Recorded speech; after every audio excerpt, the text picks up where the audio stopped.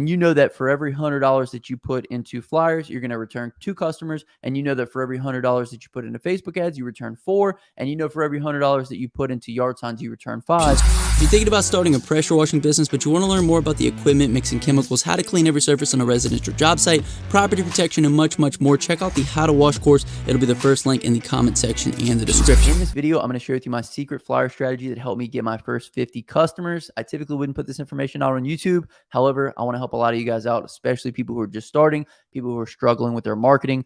So in this video, I'm going to give you some very, very valuable marketing advice. There's not going to be any fancy B-roll on this one. There's not going to be any jump cuts or anything like that. So sit back, relax, and enjoy. And if you can't sit through it, then you don't deserve the marketing information that I'm going to give you in this video. Now, if you're serious about growing your business, you definitely want to hang out because I'm going to be giving away some gems in this one. So a couple important things that I want to go over before we get into the actual flyer structure. I know you probably clicked on the video just for that.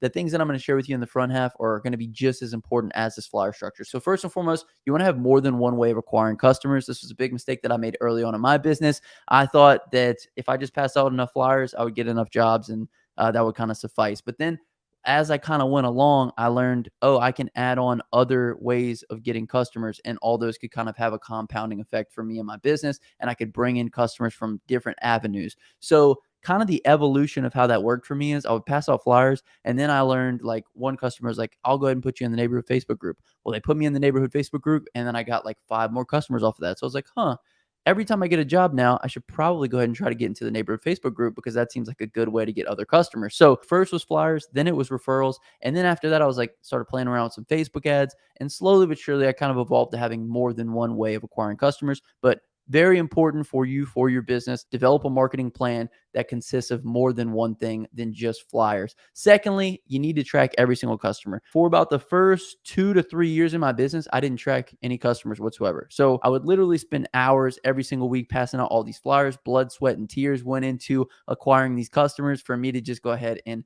let them go by the wayside, to never call them back again, to never offer them my services again. And so when you run your business in this way, you're essentially starting from zero every single time that you have to acquire a new customer. And that's not how you want to be. And that's why we created Quote IQ. I'm going to show you a couple different tools within Quote IQ that I think you guys should take advantage of if you want to maximize the beginning stages of your business. So this is our dashboard right here. You guys can access this. This is the online version at myquoteiq.com. So first and foremost is keeping track of customers. That's why we have this lead source right here.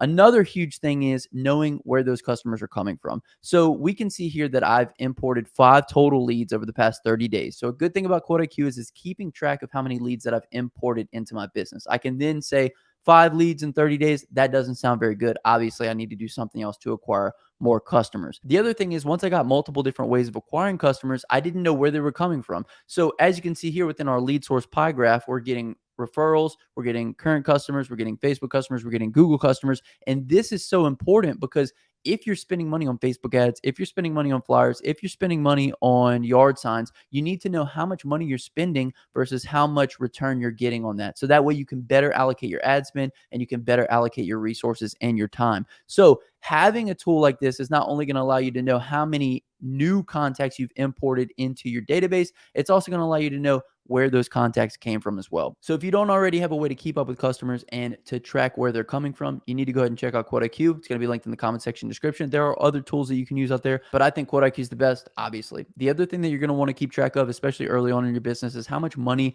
you are putting out in order to acquire customers. So for example, if you have 3 different ways of acquiring customers, let's say it's flyers, Facebook, and yard signs, and you know that for every $100 that you put into flyers, you're going to return 2 customers, and you know that for every $100 that you put into Facebook ads, you return 4, and you know for every $100 that you put into yard signs, you return 5, you're obviously going to prioritize your money into yard signs and Facebook ads. However, for 99% of people that are new to business, they're not tracking these numbers at all. They don't know how much of a return they're getting on their flyers versus their Facebook ads versus their yard signs because they're not keeping track of the metrics. Another reason why we put the expense calculator within Quote IQ is so that way you could track these kind of things. Obviously, within my expense tracker, I got equipment, vehicle, supplies, rent, taxes. But what you could do with the expense tracker is you could say, we spent $535 in Facebook ads this month, or we spent $320 in yard signs this month. And then you could come over here into your lead sources and you can say, okay, well, we imported 10 leads and 40% of those were from yard signs. Okay, we know we converted 4 people on $353. Whatever the case may be, the thing is you want to keep track of all this data so that way you can make data-based decisions. Otherwise, you're just going to be kind of making decisions in the dark, and that's no way to run a business. So firstly, be diversified with how you're acquiring your customers. Secondly, keep track of every customer that comes through the door. Thirdly, keep track of how much money you're spending into all these places to acquire customers so that way you can put more money into what's working and less money into what is not. So now let's go ahead and jump into what the flyer looks like. I will have this available for purchase. It currently is not, but if you want this exact flyer template, all you have to do is put your company logo here, phone number here. You'll get the before and afters. You get the whole layout. Just comment down below, I want it, and then I'll send you a link whenever I have the purchase link available for it. All you'll have to do is, like I said, put that information in, and you can just run with it. This went through a couple different renditions with the editor to get it exactly how I wanted it. So I'm going to share with you why it's the best with regards to structure so that we can recreate one on your own. However, if you want to skip all that and just purchase this one, comment down below, I want it, and then I'll send you a link. But let's go ahead and get into the different facets that make this the best flyer. Now, when I first started, it didn't have all these different elements, but as I learned marketing and as I learned things that work with regards to marketing, I figured out some different things. So first and foremost, the biggest piece is you should be able to remove any context from this flyer and be able to tell exactly what it is. So if we remove like this bottom half here, clearly from the picture, you can see that this is pressure washing. If I remove the top half, the before and after pictures are pressure washing. And if I remove the top and that, you can see house wash, driveway, and roof wash. And basically why this is because when someone sees it within a split second, they're going to be able to make a decision on whether or not this pertains to them or not. And if it's overcrowded with words and it's very difficult to tell what basically is being offered, they're just going to toss it out immediately. So removing any context from it, we should be able to tell exactly what the service is and kind of what it is that's being offered. The next thing that's super important about the flyer is you want to have some type of social proofing on it. So people like doing business with businesses that are popular, that do a lot of business, that do great work, things of that nature. So this one has two different types of social proofing. First and foremost, I put up here, we just washed your neighbor's house, just to inform them that, hey, we've been in the neighborhood, we've done a lot of your neighbor's houses, you should go ahead and get your house washed as well. So something simple, something that just infers that we're a popular company in the area, and it would make a lot of sense to go with us. Secondly, our before and after pics are really good. And that kind of adds to the social proofing. It's a good display of what our work is. The next thing your flyer should do is do a great job of conveying the benefit of your service, and that's another importance of the before and after. First and foremost, they social proof. Secondly, they convey the benefit, right? Because when a customer is making a decision on whether or not they want to get their house washed, the roof washed, their driveway cleaned, well, really, what's it going to look like? What's it going to feel like? And what are the reasons why people make buying decisions? They need to be able to see the difference that's going to be made whenever they go ahead and opt into the service. And so I'm going to try to get this real close here. As you can see, these are my starkest before and after pictures that I have. They just do a great job of conveying the difference between what it looked like before and what it's going to look like once we're done. So next, as we move down the flyer, you're going to notice a call to action here. So 20% off when you call or text today. A big mistake that I see a lot of people making with their flyers is they don't put an end date to the call to action. So it's important for us to give the person a reason to call us immediately. And so essentially, we just did your neighbor's house. It turned out like this. And if you call us today, if you call or text us today, you're going to get 20% off your cleaning. So as you guys can see, it kind of flows. It kind of is like the way you're reading it, the way you're looking at the flyer, it's now flowing into, hey, this is the service your neighbors got. It's 20% off when you call or text today. But you need an offer. It doesn't necessarily have to be 20%.